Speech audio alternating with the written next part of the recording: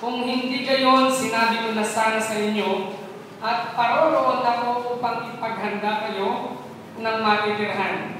Kapag naroroon ako at ipaghanda na kayo ng matitirhan, babalik ako at isasama kayo sa kinaroroonan ko.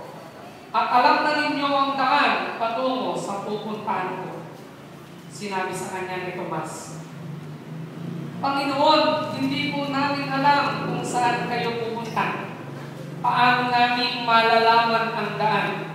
Sumagot si Jesus, Ako ang daan, ang katotohanan at ang buhay.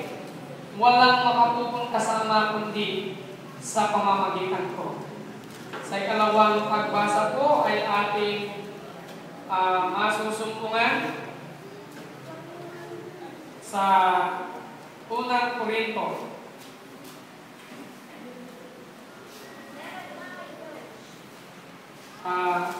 Kabanatang 15, talatang 12 hanggang 17.